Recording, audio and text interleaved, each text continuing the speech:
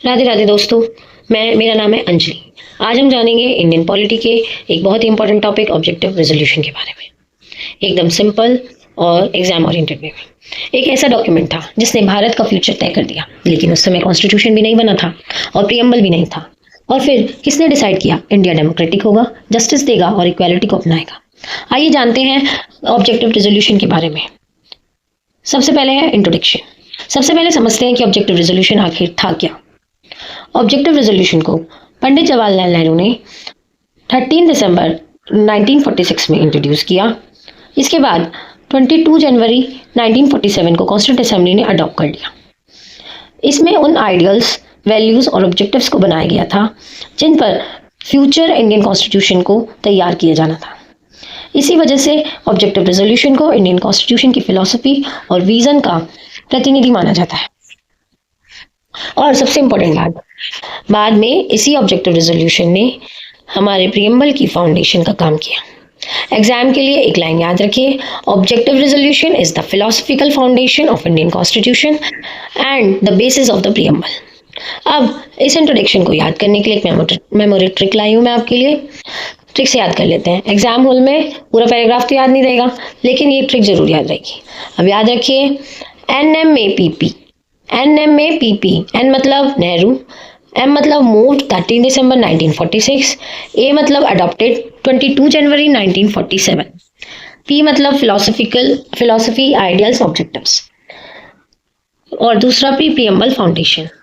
एक बार फिर से रिवाइज करिए, NMAPP, Nehru, moved, adopted, philosophical ideals, preamble foundation. और इसी तरह ऑब्जेक्टिव रेजोल्यूशन का पूरा इंट्रोडक्शन याद हो जाता है। अब सवाल आता है कि ऑब्जेक्टिव रेजोल्यूशन लाने की जरूरत क्यों पड़ी। चलिए इसका हिस्टोरिकल बैकग्राउंड को समझते हैं।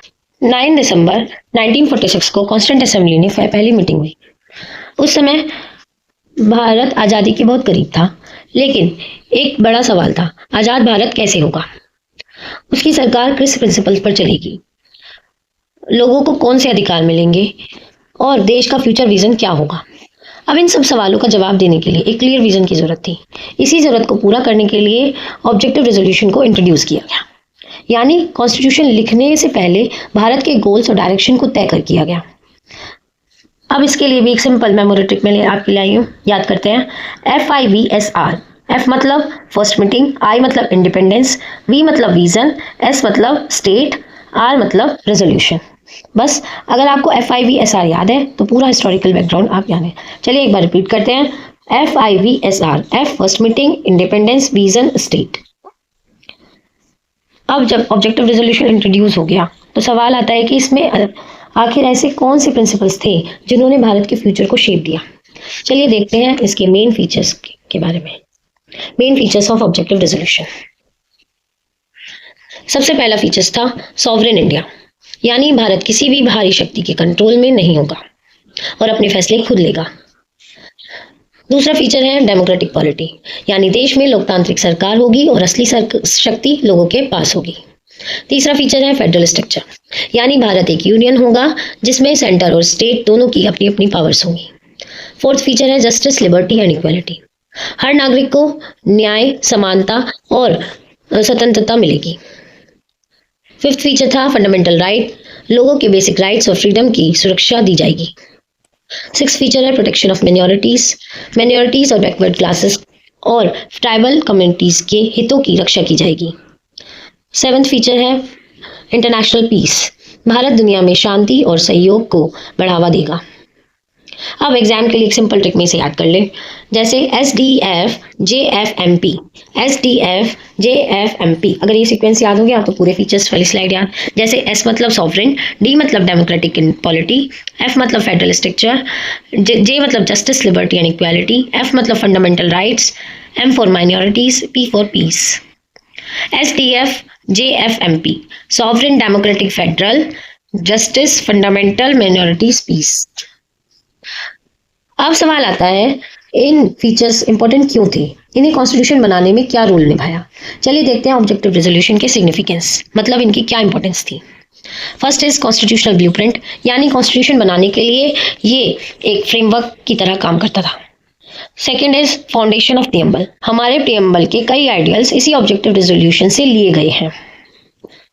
फ्रीडम स्ट्रगल्स आइडियल्स, इसमें भारतीय फ्रीडम मूवमेंट के एस्पिरेशन और सपने दिखाई देते हैं। Second is commitment to democracy, इसने क्लियर कर दिया था कि भारत में लोकतांत्रिक व्यवस्था होगी और शक्ति लोगों के पास होगी। Next is vision of social justice, इसने जस्टिस, इक्वालिटी और वीकर सेक्शन की प्रोटेक्शन पर जोर दिया। इसीलिए ऑब्जेक्टिव रेजोल्यूशन को कॉन्स्टिट्यूशन की डायरेक्शन देने वाला डॉक्यूमेंट भी माना जाता है। अब इसे एक सिंपल ट्रिक से याद करते हैं। BPFDS यानी blueprint, preamble, freedom, democracy, social justice. बस ये 5 वर्ड और पूरी सिग्निफिकेंस याद। Blueprint, preamble, freedom, democracy, social justice. अब तक हमने ऑब्जेक्टिव रेजोल्यूशन के फीचर्स, सिग्निफिकेंस समझ लिए, लेकिन बहुत ही इंपॉर्टेंट इंटरेस्टिंग बात है, ऑब्जेक्टिव रेजोल्यूशन और प्रियम्बल में इतनी सिमिलरिटी क्यों है। चलिए दोनों को कंपेयर करते हैं और समझते हैं। दरअसल ऑब्जेक्टिव रेजोल्यूशन और प्रियम्बल में जो आइडियल्स दिए गए हैं वो ही बाद में प्रियम्बल में रिफाइन कर दिए गए। जैसे ऑब्जेक्टिव रेजोल्यूशन में कहा गया सॉवरेन इंडिया, प्रियम्बल में इसे लिखा गया सॉवरेन। ऑब्जेक्टिव रेजोल्यूशन में डेमोक्रेटिक गवर्नमेंट, प्रियम्बल में कहा गया डेमोक्रेटिक। इसमें जस्टिस, प्रियम्बल में भी जस्टिस। फिर इसमें ऑब्जेक्टिव में लिबर्टी, इसमें भी लिबर्टी। इसमें इक्वालिटी, इसमें भी इक्वालिटी। अब ऑब्जेक्टिव रेजोल्यूशन में लास्ट है नेशनल यूनिटी, इसमें लिया गया हमने फ्रेटर्निटी एंड यूनिटी। इसीलिए कई स्कॉलर्स ऑब्जेक्टिव रेजोल्यूशन को प्रियम्बल का पेरेंट डॉक्यूमेंट भी मानते हैं। अब एक लाइन में कहें तो प्रियम्बल इज अ रिफाइंड और expanded version of objective resolution. अब इसे याद करने के लिए एक सिंपल ट्रिक याद करते हैं। SDJLEU, एस मतलब sovereign, democratic, justice, liberty, equality, unity. Sovereign, democratic, justice, liberty, equality, unity. अब तक हमने देखा प्रियम्बल पर, ऑब्जेक्टिव रेजोल्यूशन का प्रियम्बल पर क्या इम्पैक्ट था, लेकिन कॉन्स्टिट्यूशन बनाते समय इस रेजोल्यूशन ने और क्या क्या रोल निभाया। चलिए अब इसकी कॉन्स्टिट्यूशनल सिग्निफिकेंस को समझते हैं। सबसे पहला पॉइंट है गाइडेड कॉन्स्टिट्यूंट असेंबली। जब कॉन्स्टिट्यूशन ड्राफ्ट किया जा रहा था तब ऑब्जेक्टिव रेजोल्यूशन ने कॉन्स्टिट्यूंट असेंबली को डायरेक्शन दी। नेक्स्ट आता है फिलोसफिकल फाउंडेशन। ये कॉन्स्टिट्यूशन की फिलोसफिकल फाउंडेशन बना और उसके आइडियल्स को डिफाइन किया। नेक्स्ट आता है डिफाइन इंडियन स्टेट। इसने क्लियर किया कि भारत किस प्रकार का स्टेट होगा और किन वैल्यूज पर चलेगा। नेक्स्ट आता है constitutional values, justice, liberty, equality and democracy. जैसे कॉन्स्टिट्यूशनल वैल्यू को समझने में ऑब्जेक्टिव रेजोल्यूशन बहुत इंपॉर्टेंट है, इसीलिए कहा जाता है कि ऑब्जेक्टिव रेजोल्यूशन ने इंडियन कॉन्स्टिट्यूशन को शेप देने में बहुत महत्वपूर्ण भूमिका निभाई। अब इसे एक सिंपल ट्रिक से याद रखिए, GPSV। इन 4 वर्ड से पूरी कॉन्स्टिट्यूशन सिग्निफिकेंस याद हो जाएंगी। जैसे guided, philosophical, state, values. 4 words याद रखिए, गाइडेड, फिलोसफिकल, स्टेट, वैल्यूज। लेकिन क्या सिर्फ कॉन्स्टिट्यूशन मेकर्स ही ऑब्जेक्टिव रेजोल्यूशन को इंपॉर्टेंट मानते थे? नहीं, सुप्रीम कोर्ट ने भी इसकी इंपॉर्टेंस को रिकॉग्नाइज किया। चलिए देखते हैं जुडिशियल व्यू। ऑब्जेक्टिव रेजोल्यूशन की इंपॉर्टेंस को सुप्रीम कोर्ट ने भी एक्सेप्ट किया। सबसे important case Kesavananda Bharati case versus state of Kerala 1973 ने, इस फेमस जजमेंट ने सुप्रीम कोर्ट को ऑब्जेक्टिव रेजोल्यूशन की सिग्निफिकेंस को रिकॉग्नाइज किया। कोर्ट ने माना कि ऑब्जेक्टिव रेजोल्यूशन कॉन्स्टिट्यूशन की फिलॉसफी और स्पिरिट को समझने में मदद करता है। यानी अगर हमें कॉन्स्टिट्यूशन के बेसिक आइडियल्स और विजन को समझना है तो ऑब्जेक्टिव रेजोल्यूशन एक इंपॉर्टेंट सोर्स माना जाता है। एग्जाम के लिए याद रखिए KIP, केशवानंदा इंपॉर्टेंस फिलॉसफी। इससे पूरी स्लाइड याद हो जाएगी। अब तक हमने ऑब्जेक्टिव रेजोल्यूशन के फीचर्स, सिग्निफिकेंस, जुडिशियल व्यू को समझ लिया, लेकिन हर कंसेप्ट की तरह इसकी भी कुछ स्ट्रेंथ है और लिमिटेशंस भी हैं। चलिए अब इसके क्रिटिकल एनालिसिस को देखते हैं। सबसे पहले इसके पॉजिटिव एस्पेक्ट्स को समझते हैं। First is clear vision of independent India. इसने आजाद भारत के लिए एक क्लियर डायरेक्शन और विजन दिया। The second is emphasis on democracy. इसने पॉपुलर सॉवरेनिटी और डेमोक्रेटिक गवर्नेंस पर जोर दिया। Third is justice, liberty and equality. इसने सभी नागरिकों के लिए न्याय, समान स्वतंत्रता और समानता की बात की। Fourth is protection of minorities. Minorities की, बैकवर्ड क्लासेस और ट्राइबल कम्युनिटीज के हितों की सुरक्षा और वचन दिए गए। Next is promotion of national unity. इसने देश की एकता और राष्ट्रीय एकीकरण को मजबूत बनाया। लेकिन हर डॉक्यूमेंट की तरह इसकी भी एक लिमिटेशन थी।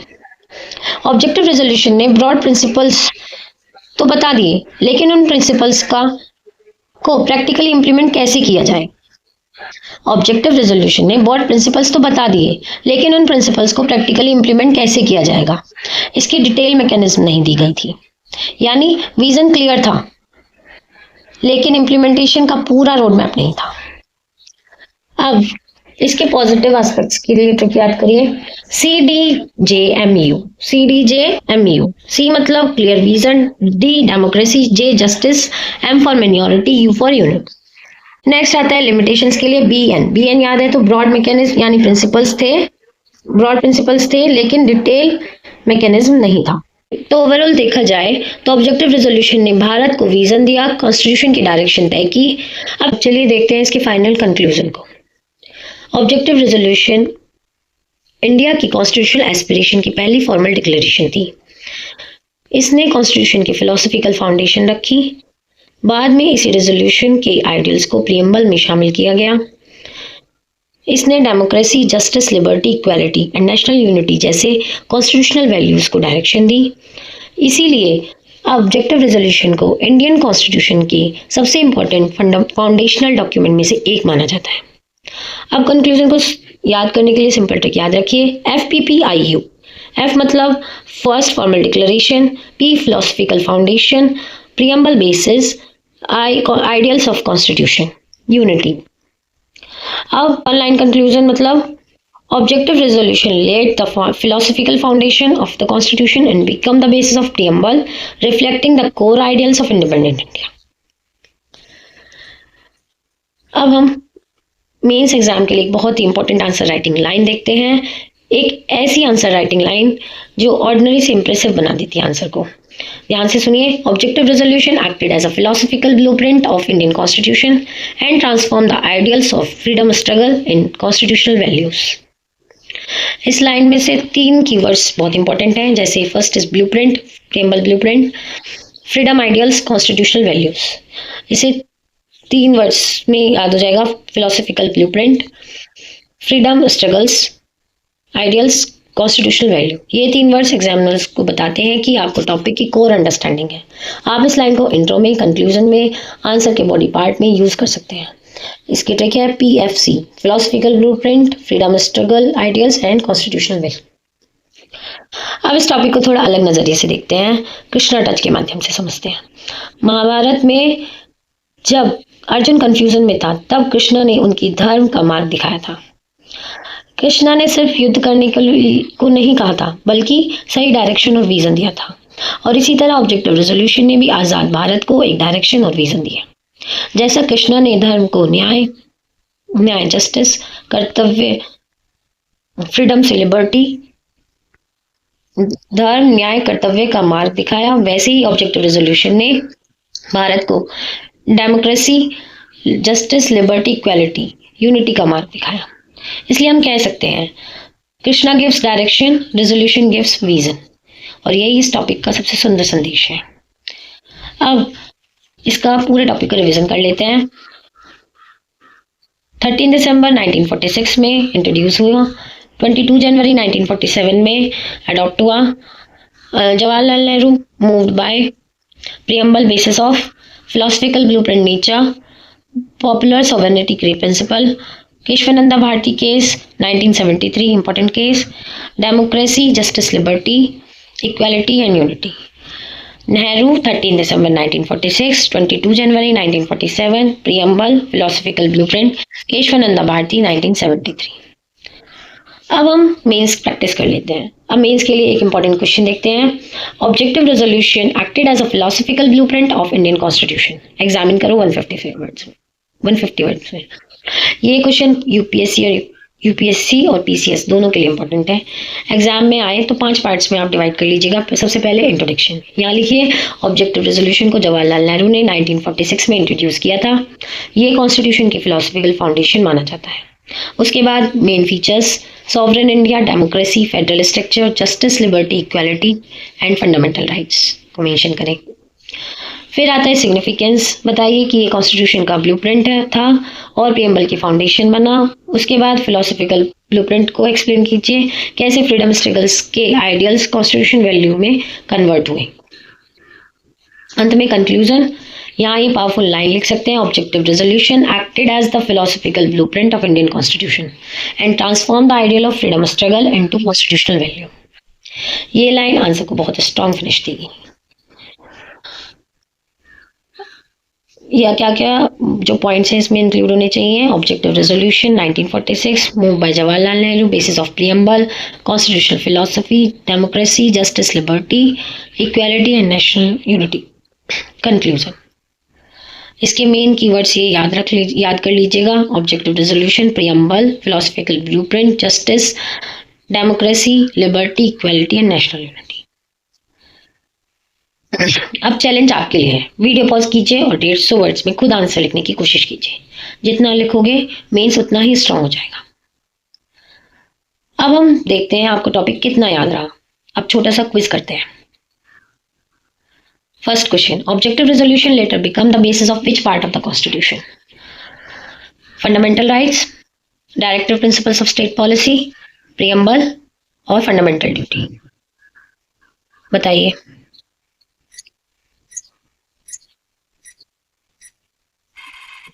तो आंसर इज प्रीएम्बल, क्योंकि ऑब्जेक्टिव रेजोल्यूशन को प्रीएम्बल का फाउंडेशन माना जाता है।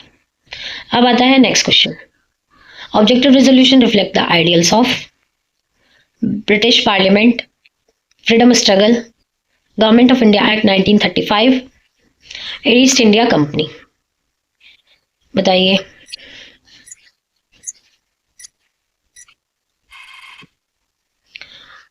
आंसर है फ्रीडम स्ट्रगल, क्योंकि ऑब्जेक्टिव रेजोल्यूशन ने भारतीय फ्रीडम मूवमेंट के सपनों और एस्पिरेशन को रिफ्लेक्ट किया था। कमेंट करके जरूर बताइए कि आपने कितने आंसर सही दिए। अगर वीडियो हेल्पफुल लगी हो तो लाइक कीजिए, शेयर कीजिए और इंडियन पॉलिटी की कंप्लीट एग्जाम ओरिएंटेड सीरीज के लिए चैनल को सब्सक्राइब जरूर करें। मिलते हैं अगले टॉपिक के साथ। थैंक यू दोस्तों, राधे राधे, जय श्री कृष्ण।